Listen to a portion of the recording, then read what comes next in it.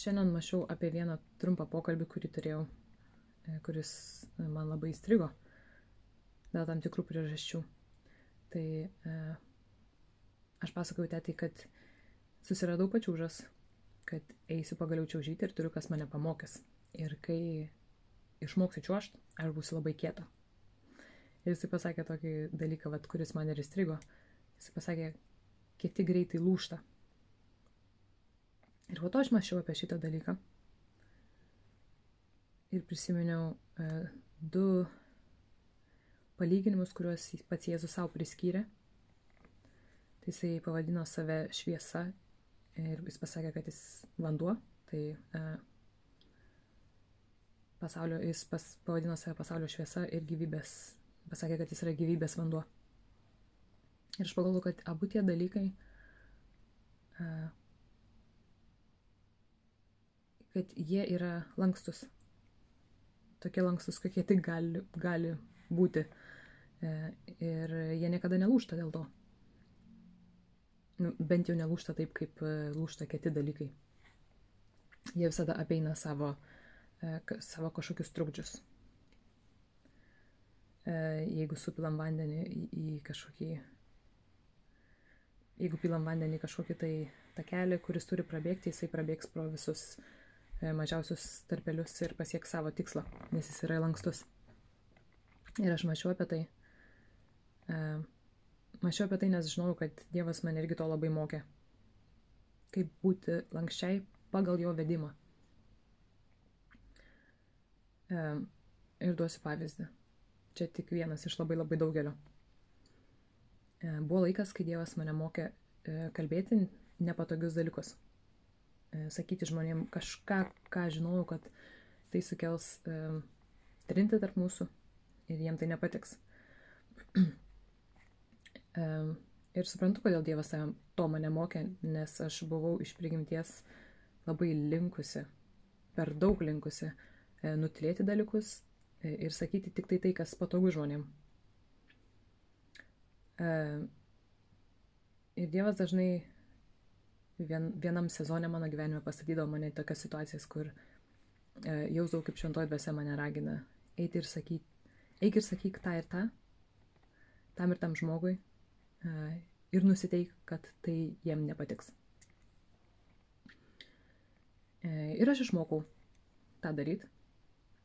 Negaliu sakyti, kad man tai yra malonu. Ir dabar nėra malonu, bet aš galiu. Jeigu reikia, jeigu Dievas ragina, aš galiu. Ir tada atėjo kitas sezonas, kai aš jau išmokau šitas pamokas. Atėjo sezonas, kai Dievas mane mokė tylėti.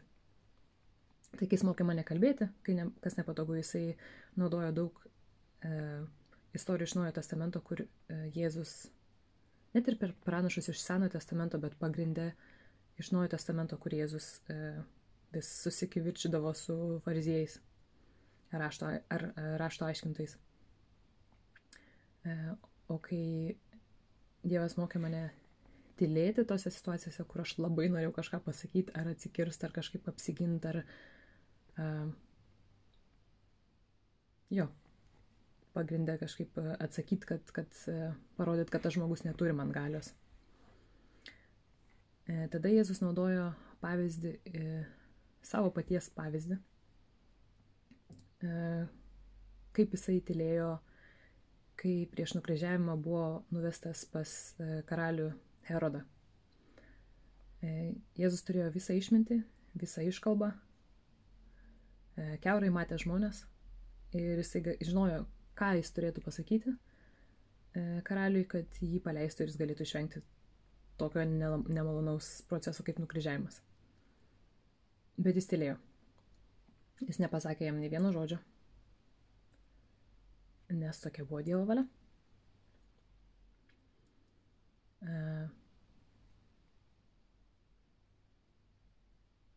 Palyginti su jo susitikimu su kitu karalium, tiksliau valdovu,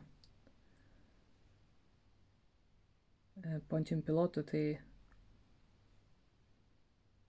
ten jisai pasakė kelis žodžius, kelis sakinius. Tos, kurios norėjo pasakyti.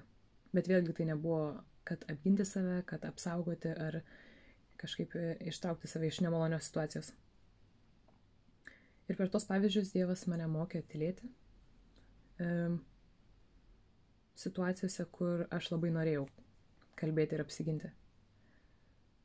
Ir aišku, tada gavus teorinę dalį visada atsirasdavo praktinė dalis, kur aš ir atsidūdavau tokiai situacijai, kur kažkas ar nepagarbiai, ar kaip nors šiurkščiai su manimi elgdavosi, ar kažkaip juodindavo mano charakterį, vardą ar kažką.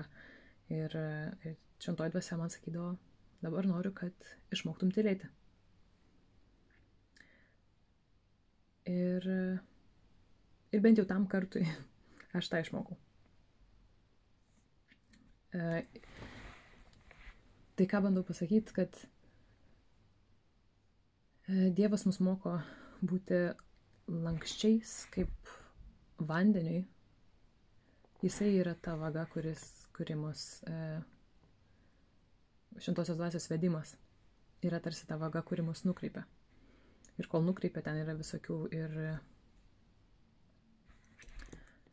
ir trukdžių, reikia daug ką apeiti, reikia kai kur atsitrenksim, bet tada turim ir toliau tekėti ten, kur reikia. Ir Jėzus mus to mokė savo paties pavyzdžių.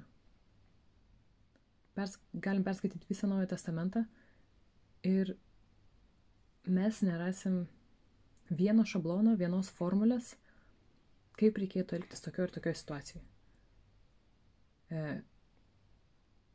Yra labai daug pavyzdžių, kur atrodo situacijos buvo visiškai identiškai vienodos. Ir tarsi Jėzus turėtų elgtis, kadangi situacija tokia pati, tai jo ir elgesys turėtų būti toks pat.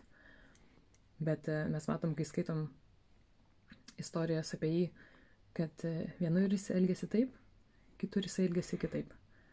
Vienur išgydė neregį, paspjaudydamas ant žemės, padarydamas purvą ir užtepdamas jam ant akių, kitur tiesiog pasakė žodį, kitur dar prisiliesdamas prie jo akių ir pasakęs kažkokius žodžius.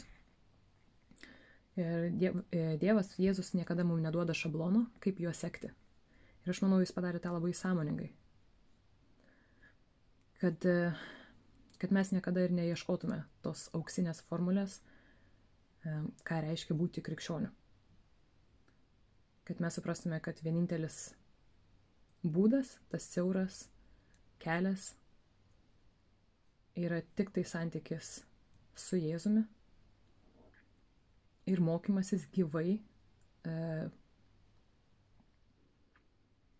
vedant jo šventai dvasiai, žengti žingsnis po žingsnio ir aišku 100 kartų nugriūti, bet Patalis ir sako, kad teisusis 7 kartus nupuola ir vėl atsikelia. Tai tiesiog žengimas tų žingsnių, kaip vaikam, griuvimas, kelimasis ir vėl įimas su Jėzum, kol kažkoks tai didesnis paveikslas ir mūsų supratimas auga ir ryškėja mums. Tai manau, žinau, kad tai nėra lengva, bet labai verta.